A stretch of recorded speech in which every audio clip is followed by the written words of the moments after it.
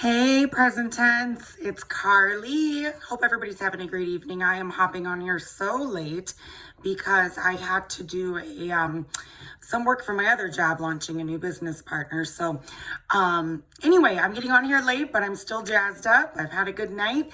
I hope you guys have too, but this is the video that I want to, and hopefully it'll just be one part, but you know me, sometimes I go long and I gotta do two parts, but this video I wanna talk about guilt. This was a request from someone in the group, and I thought, perfect. This is something that guilt is something that I think all of us have dealt with and can relate to. And it's such a good topic following forgiveness, the two-part series that we did the last 2 weeks. So guilt, here we go. Okay, so when I started thinking about guilt, I thought to myself, okay, guilt and shame, I think, are two things that are very, two terms used very interchangeably that are two completely different things. So I want to make sure that we're on the same page here, and I want to differentiate, kind of give an example of to differentiate between these two concepts. So people do tend to confuse these. So with shame is more like an internal feeling. Like I feel a sense of aloneness. I feel a sense of I'm inherently bad. I'm an inherently bad person, okay? Guilt is more along the lines of, I did something bad. I did something that's not in line with my values, and as a result, I'm feeling the need to correct it, or the need to cancel out what I did, or the need to amend it. So it is more like something that we feel bad about, but we can change, okay? So toxic shame. Shame is very toxic. Shame can lead to a lot of issues in our lives. Toxic shame results from the things more like trauma, all right? So I'm looking at things more like trauma, abuse, neglect, things that make us feel like we aren't important. Our feelings aren't valid. That's a big one. So shame can come to us as a result of our feelings not being valid. And I'm even thinking, this can happen as adults, yes, but I'm thinking there's a lot of shame that can occur when we're children, when we're not listened to, when we're neglected, when we're told to stop crying. Don't freak out if you've told your kids stop crying. We've all done that, okay? But shame happens, and it makes us feel that as people, we are inherently bad. And if shame is not dealt with, not properly dealt with, we carry this into our adult lives. We end up doing it to others. We make other people a victim of this shame. So think of shame as something that happens that you've never repaired, or someone never repaired with you. Okay. I'm looking at some notes here just for trying to think of an example. So something that was never repaired or never expressed. Okay. So a person thinks they're bad, right? There's no new narrative that's really created of, I'm not bad. There's no new narrative that was written through, through an explanation from the person that brought us shame, okay? So an identity gets formed around it. We form this identity around it, especially as children, that I'm inherently a bad person because mom and dad basically told me I am, okay? I'm getting into childhood psychology. Remember, I'm not a counselor. This is just kind of basic things that I've learned and read about. So what happens, here's what we can do about that. Okay, let me go off of that first. I know I'm kind of rambling, but let's say we have shamed someone in our lives, and being a mom, I'm going to use this as an example. Okay, let's say I blew up at my kids. We've all done that, and I don't deal with that later. Let's say I just am so embarrassed about that.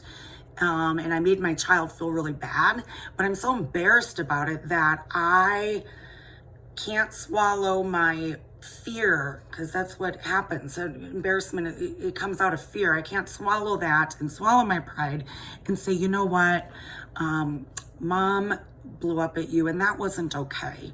You know, I realized that that wasn't okay. I'm sorry. I'm going to try my best to not do that again. And if I do, I want you to remind me of when we talked about this, okay? Right away.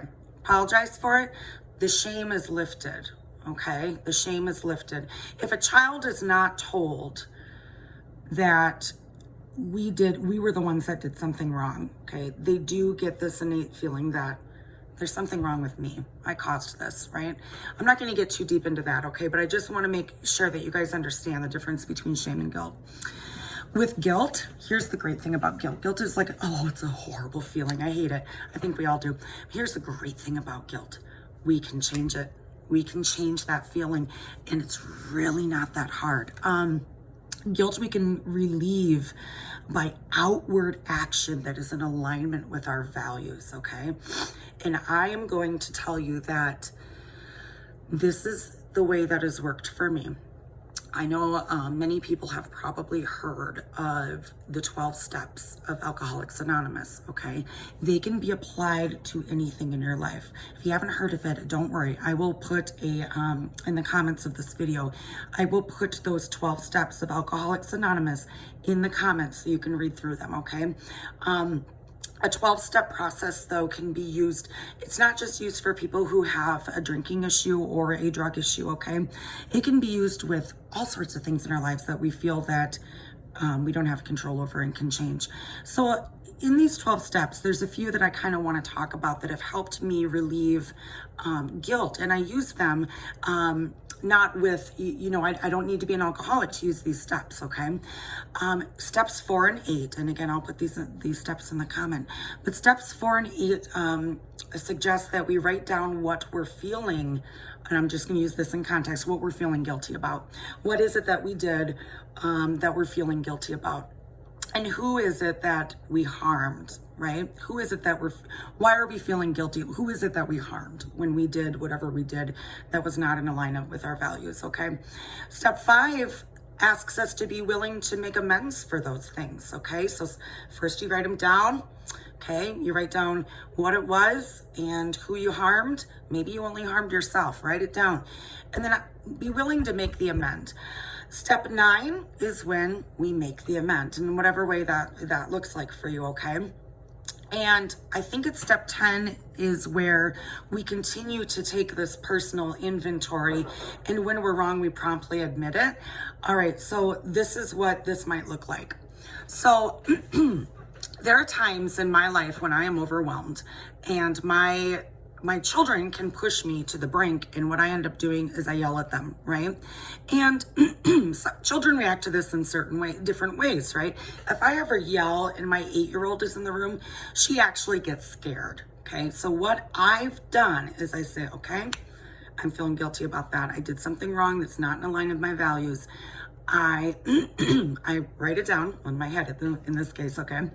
And I'm going to become willing to make an amend to her for that and to talk to her. And so what I do is I validate her feelings first. And I said, you know, I bet that really scared you when mom got angry and yelled. And she'll say, yes, it did. It scared me. And I'll say, you know, I'm really sorry that I did that because I know it scares you, and I was not in control enough to not yell. And so what mom's gonna do is say that she's sorry. I know I did that, and it's not your fault. It's my problem. And what I'm gonna try to do in the future here, I'm gonna make my best mommy effort in the future to not let that happen again. Okay? How do you feel? She feels better. All right. Now I'm not saying that you can keep doing this and say, yeah, you know, I did it again. You got to make a conscious effort to change the behavior, right? But this is how I do it. I use those 12 steps, you guys. It's amazing. So again, if you do this as a lifestyle and you catch yourself, what I think you're going to find is you're going to feel less guilty, number one, because you're catching and you're dealing with it.